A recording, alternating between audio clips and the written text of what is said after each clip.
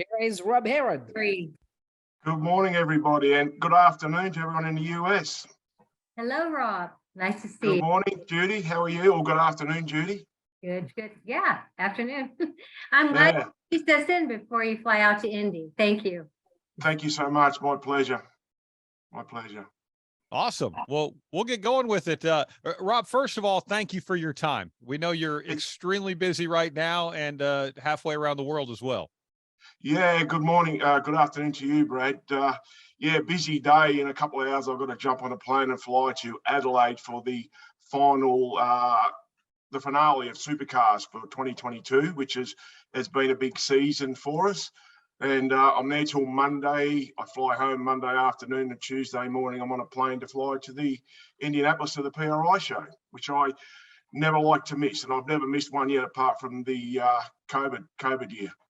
Well, we'll be happy to have you over here for sure. Rob is the CEO and managing director of Herrod Performance, and you mentioned the Australian V8 supercars before you came on. Francis was saying you build all the Ford engines for V8 supercars, which again, when we draw comparisons to the Doug Yates, the Carroll Shelby of Australia, you're pretty deep in not just Ford Mustangs and everything else. So kind of give us a little bit of an overview of what you do and everything that Herrod Performance does. I know it's a lot. That could take up to an hour, Brad. But look, to give you a bit of an idea, my main business in Melbourne is Herrod Performance. And then up on the Gold Coast here, where most of the supercar teams are, I have a business called Herrod Performance Engines, which we currently do the engines for the two supercars that Dick Johnson Racing run. Most people would know that as it was called DJR Team Penske when Roger Penske was involved. So I have the privilege of working on the engines that, actually my engine shop is the old Penske engine shop. So we currently do those, but there's big changes happening in supercars for next year. It's a big overhaul. We're going to a new car, which they call Gen 3. We currently run the Gen 2 supercar. This has been probably a 3-year build-up of coming to this Gen 3 supercar. And the nice thing is I was approached by Mark Rushbrook to take on the engine program to develop the engines for the Gen 3 supercar. So I work hand in hand with the Ford racing crew in Dearborn, which it's a daily and weekly, couple of times a week, Zoom conferences and so forth. But my predominant business, which has sort of got me to where I am, is we hot rod brand new Mustangs. And I was privileged enough that back in 2020, I had a collaboration with Ford Motor Company of Australia, where I actually moved into one of the retired Ford plants in Broadmeadows, where they built all of the Falcon road cars for many, many years. And we moved into that plant, and I had probably about 150 Ford staff working underneath me. And the way it all worked is Ford is no longer a manufacturer in Australia of motor vehicles due to the shutdown. So what basically had to happen was the plant had to be registered in my name, so that the Ford plant was probably a Herrod Performance plant. The vehicles in Australia have to have what they call an Australian Design Rule compliance plate. Herrod has the compliance plate for that Mustang. So we set out and we basically put together 500 supercharged Herrod/Ford R-Spec Mustangs that were built on a production line, nothing like you would see building in a hot rodder's shop or whatever. It was a full-on production car, and it's the biggest box I could ever tick. Something in anyone's dreams that you would never think you would ever do, to have your own production car with Ford. It was pretty full on. It was a lot of years of hard work to get to that stage. But now, like my business in Melbourne just thrives. We've done these 500 cars. They were sold to every Ford dealer in the country, fully backed and warranted by Ford Motor Company of Australia. I'm a Ford Performance parts dealer in Australia, so we use predominantly a lot of Ford parts in that particular build of car. But it was a big chore to get this car. We can all say, hey, we can put a car together and we can go and drive it. But to try and get a car on a production scale, to get it through Australian design rules, to meet all the emissions, all the tailpipe emissions, noise emissions, to meet Australia, which is so much more stringent than the US, was a big chore. It was a huge chore. that once we reached that stage where Ford said, hey, we're hitting the button, we're going to go with this, it was a relief off my mind because it was a lot of hard work. So then from there, when that was over, I actually moved to the Gold Coast to see my daughter have a baby. And it was at that stage, I needed something to do each morning. When it was through COVID. So I must say, through that build of that aspect, it was damn hard because it was the start of COVID, and just getting parts from the dock to the Ford plant was a problem. Everything we hit was a problem, but once we got up and rolling, we got through it. So stepping forward again, after the build, my daughter's having a baby. I moved up to the Gold Coast to see her, and in the end, I never moved back to Melbourne. So basically, what happened was I'd go out to Dick Johnson Racing every day because Dick's been my friend forever through my Ford connections, and they had a little bit of turmoil going in there. One of the main owners of the build of Dick Johnson Racing was extremely ill, and he's a very, very good friend of mine. And I basically stepped into the general manager role of Dick Johnson Racing to help and assist my good friend who wasn't well. And it was through that, with me being up in the Gold Coast, near the end of 2021, I was approached that there was issues with this Gen 3 engine program that we were working on for these cars. And would I step into the role and take over and do the development of these engines, which I thought, well, why not? It's going to be a very, very good promotion for my road car business, which my shop is just chock a jam full of brand new Mustangs waiting to be modified and being modified at the moment. But it's been a big thing for me. I tell you, like, to be, as Francis said, they rate me as the Doug Yates of Australia. When I was doing the R-Spec, every TV interview I done, every magazine issue I done, even in the US, they compare me with Carroll Shelby.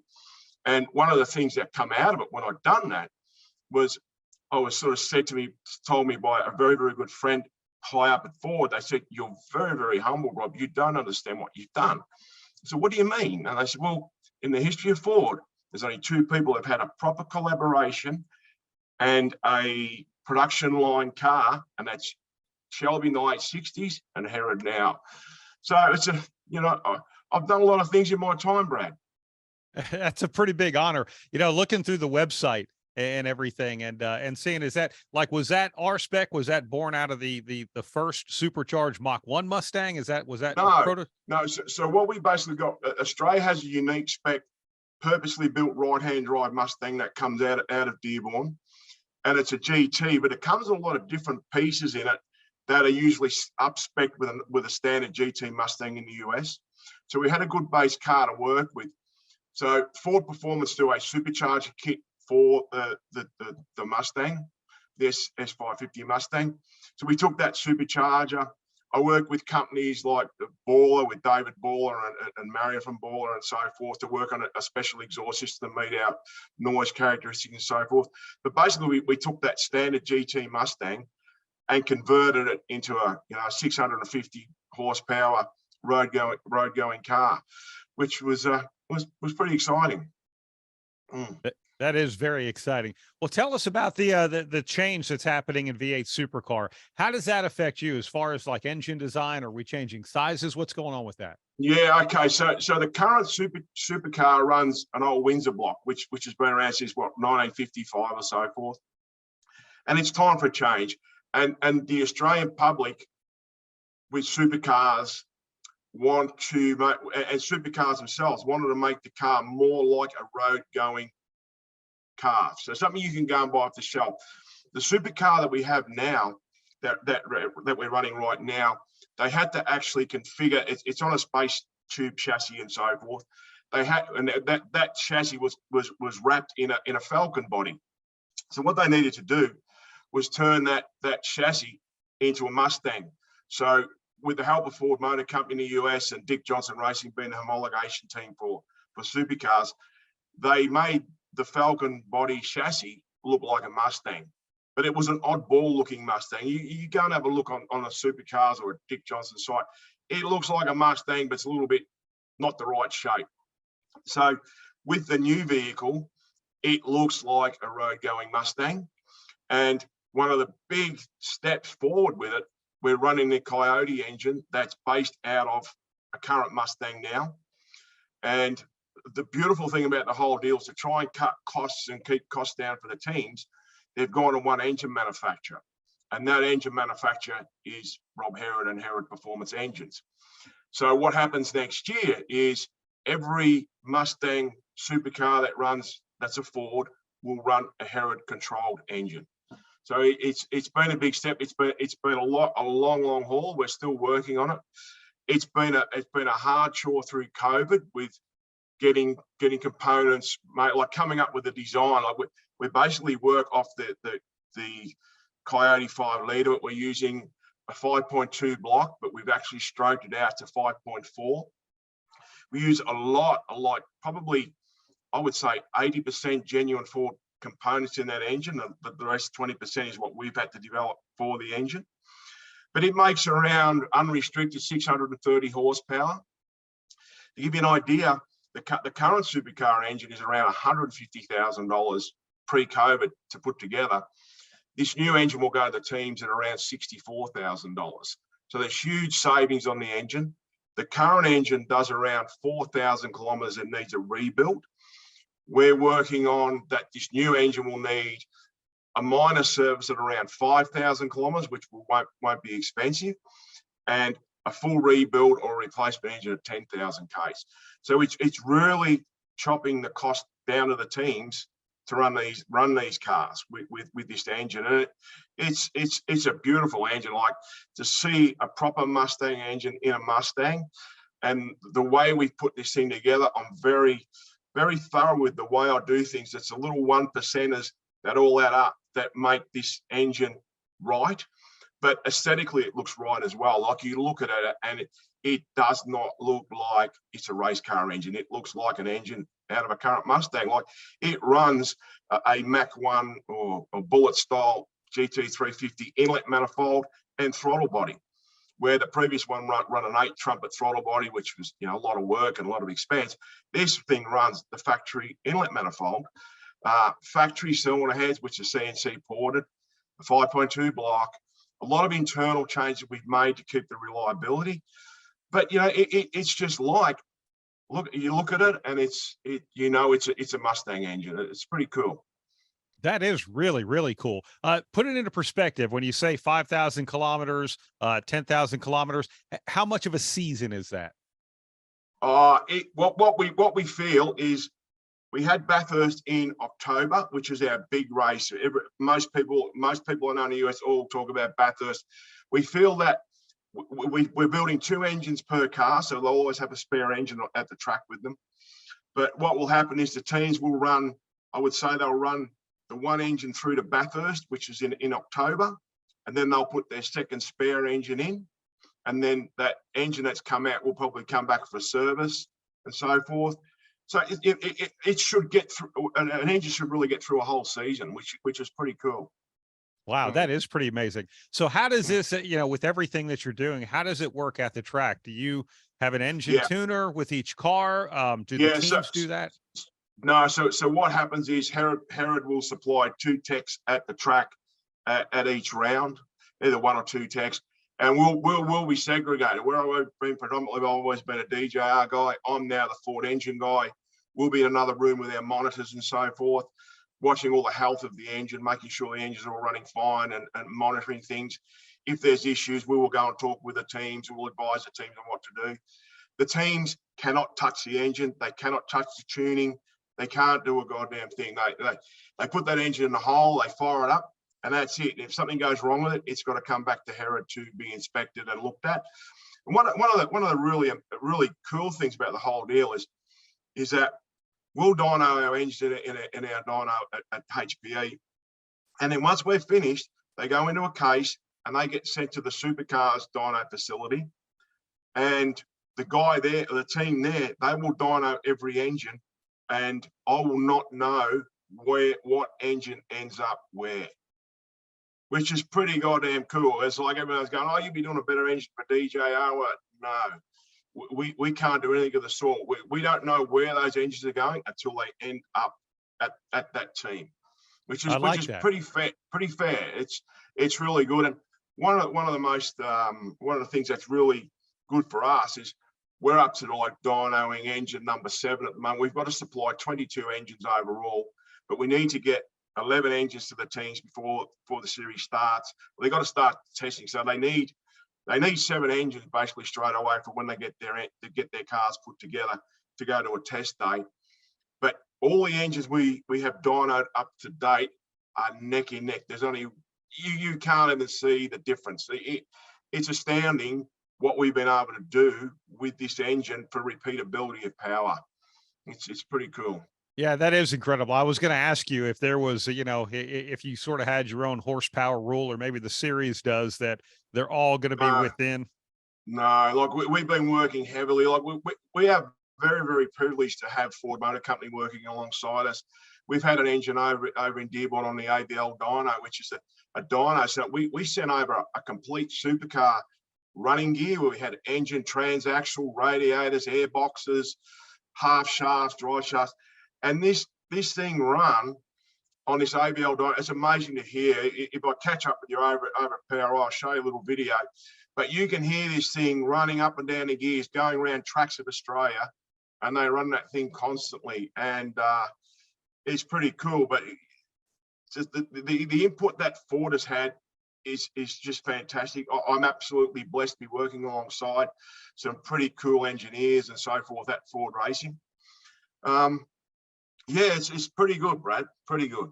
Yeah, no, it sounds like a pretty amazing thing. And the fact that, look, in racing, things are always going to be more expensive than what you think. Things are always going to continue to rise in cost. But if you guys have found a way, and if the rules have found a way to save these teams as much money, by comparison, if you're saying they could basically run out the season with this, what have they been doing up until now? How long have these engines been lasting? 4,000 kilometers has to have a full rebuild, which is probably about $25,000 to $30,000 per rebuild.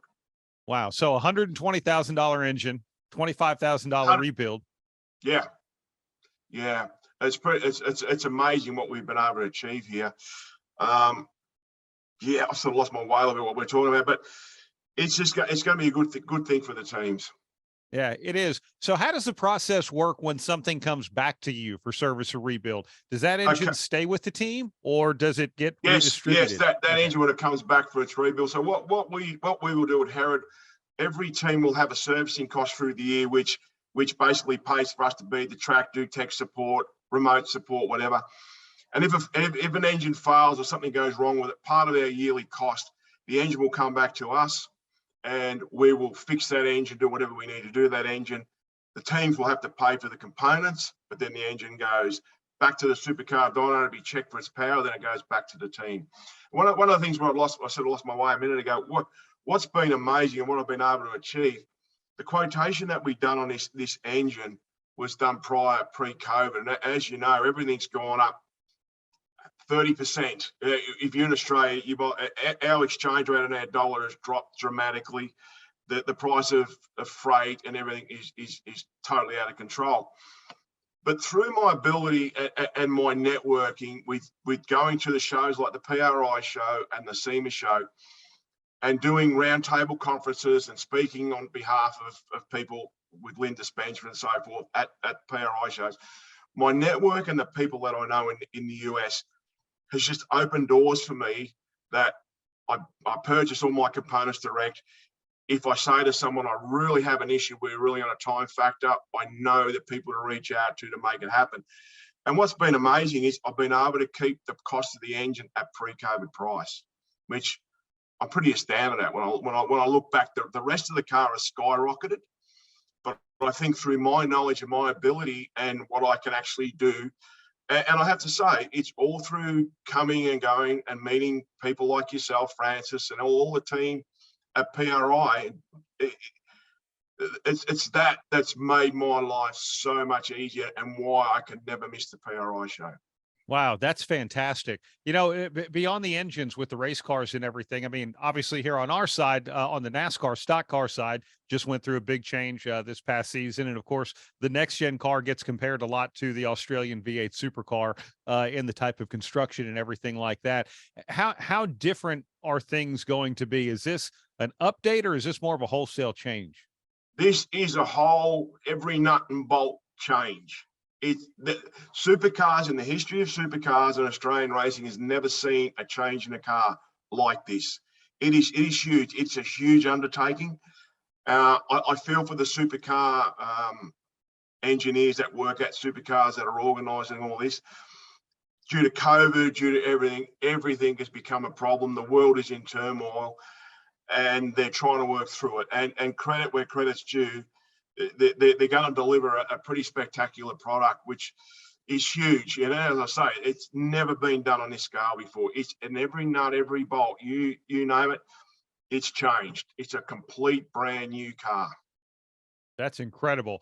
When it comes to the engine, is there anything that you do beyond the engine or even on top of the engine? Like you mentioned, the throttle body and everything, you know, is the injection system and all of that, is that It's common? all Ford. This is the beautiful thing about, look, we make a lot of bespoke components. We do our own, we make our own fuel rails. There's a lot of external components that we have to make. We're fortunate with CNC machinery today, and so we make a lot of product in house. But wholly and solely, you look at the engine, it's pretty much a production engine. I guarantee if somebody got one of these engines and pulled it down, they wouldn't be able to really understand the difference of the little tweaks we've made internally to keep this engine hold together, make the power it does, and live as long as it does. Because it's basically, the architecture is a Ford Coyote engine. Yeah, but we've spent thousands of hours perfecting this engine, working alongside Ford and making this engine where it's going to live. You know, and I think what will happen at the end of the year with the engine being so cost effective, I don't think the teams will actually want to send that engine back and have it rebuilt. I think what they'll do is they'll sell it to someone to put in a road car and just buy a new engine. Like, the only thing that really, you could take the dry sump set off out of it, put an internal oil pump back into it, and you could run this thing on the road. Like, you start it up and it starts up and runs like a standard engine. There's no lumpy camshaft, because we can control all the electronic valve timing and so forth. We've got 32 valves, 4 camshafts. It's a very, very advanced engine, and I think it's going to be very, very good. Yeah, that does sound incredible. How does it work with their rules, in that if everyone is always chasing speed and trying to find something just a little bit different, trying to find a little more, are you committed to every part and piece of this engine for the season? Yes. If you want to do something new, can you submit? No. Like, every change that we does, it has to be homologated by supercars. So, like, even now we're working on, you know, the other side is Chevrolet. Chevrolet are running an LS engine. They're running a 5.7 engine. Ours is 5.4. They've only got 1 camshaft. So what the unfortunate part about it is, our engine is so efficient, we're having to change things around to try and match the Chev. So both cars, the Chev and the Ford, are on a level playing field. So even our 5.4 engine will go to a 52 millimeter restrictor on the inlet, but it still makes over 600 horsepower. So with the teams, the beautiful thing about Gen 3 is they've reduced the aero on the car. So it's going to make a lot more exciting racing. They'll be able to, you know, draft better and so forth, because they won't have all this dirty air getting at them. It's going to make drivers become real drivers again, but it's also going to make the teams, in their setup of the vehicle, it's going to be up to the driver and the setup of the vehicle to who has the better car on the day. It's not going to be, hey, someone's got their engines a little bit better. It's going to be up to the teams. It's the teams and the engineers. That's where it's all really going to go, Brad. Yeah, no, I think that's great. I think it really does make for better racing and a better show, more than anything. You know, especially if you really put it, to me, that is putting it in the hands of the teams in a lot of ways, and certainly in the hands of the drivers with what they have to do, competitively speaking, and all of that. So, how much are you anticipating this hitting the track? I mean, this has got to be a pretty neat thing. I'm pretty excited, to be quite honest with you. Like, we're working, you know, 7 days a week, you know, through the night, which is pretty normal for me, working with Ford, you know, doing the R-Spec program, working with Ford Performance parts. My day is like up at, 5 or 6 in the morning, and I'm on the phone or I'm on emails to Ford in Dearborn at 10 o'clock at night to get things moving. Then I'll wake up through the night and check my emails on my iPhone beside the bed. Then I might have to get out of bed and go and make a call or whatever. But it's pretty exciting that we're actually getting this close to when it's going to happen. We debuted as Ford Australia. Actually, we're very privileged. The new S650 shape of car, we debuted at Bathurst back in October. So we were the first people in the world that actually debuted a race car in the new S650 shape, which is a great honour. And my very, very good friend Dick Johnson, who's in his mid-70s now, an Australian icon and legend when it comes to Ford, DJ done the first laps in this new S650 supercar, which was a bit of a momentous moment for me to see my great friend. He's debuted every supercar for the last 3 generations, and he's in his mid-70s now, and he debuted that car. So, yeah. Wow. All right. So I am curious, a quick final question here of those 500 R-Spec cars. How many of those hit the road? How many of those are almost collectors? 500 happy owners, hardly any warranty issues. They were debuted in 2020, stand into 2022. There's one that's a collector, and that's my car. It's build number 351, which is an iconic Ford number. We put it down the line as the very last car to go down the line. I had everybody in the team sign inside, as you call it, the trunk. We call it the boot. Everyone signed inside the trunk. I drove it directly from the Ford plant to one of my factories in Melbourne, and it hasn't moved. So that's a real collector car because it's my car. Wow, that's really cool. Well, look, congratulations, on the honor of being able to do that, and definitely looking forward to seeing when the Gen 3 car hits the track, especially with your Ford engines in them. Thank you so much, Brad. I really appreciate the time and the honor of being invited to be on this show. Of course, Rob. I mean, you absolutely belong there. I mean, you're such an incredible. You are what racing is all about: the entrepreneur, the innovator, the racer, and you're on top of it, one of the nicest guy I ever met. Oh, thank you. It's sorry. Yeah, I'm so looking forward to catching up with you people next week at PRI. To say I fly out of here. I fly out of here, I don't know, 10 o'clock Tuesday morning. It's what time is it? It's 9 a.m. Thursday morning here in Australia. But the great thing about going to PRI is I'm going to leave here Tuesday morning, travel for 24 hours, and get to Indianapolis at 6 o'clock at night. So work that out. So it gives me a day of rest, and then I can hit the floor and see all my good friends again. I love the PRI show, Francis, as you know. Oh yes, we have known each other for a very long time, meeting meeting in Australia as well. And so thank you so much for taking the time to be with us. Registering on ePAR Trade is easy. To start, click on the Join for Free button on the homepage. First, search your company to see if it's already in our database. If you see your company on the list, click on it to select it. Then, choose Claim Company if you are one of the decision makers, an owner, marketing person, or main company contact. Or choose Join Company if you are an employee, and press Continue. If you couldn't find your company in our database, select Register a New Company. On the following page, fill out your name, email, phone number, job title, and choose a secure password. If you chose Register a New Company, you'll need to choose your business type.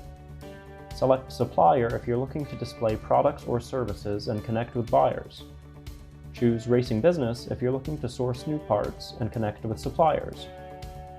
Choose Race Team if you own or are a member of a professional race team. Then, enter your company name. Please provide a website, Facebook page, or LinkedIn if you have one, and choose to either claim or join the company. You can view and agree to our terms of use here. If you'd like to receive our weekly newsletter, choose Accept. Finally, click Register Now and your registration will be submitted for approval. An email will be sent to your inbox. Please confirm your email address and you will be approved shortly. Welcome to ePAR Trade.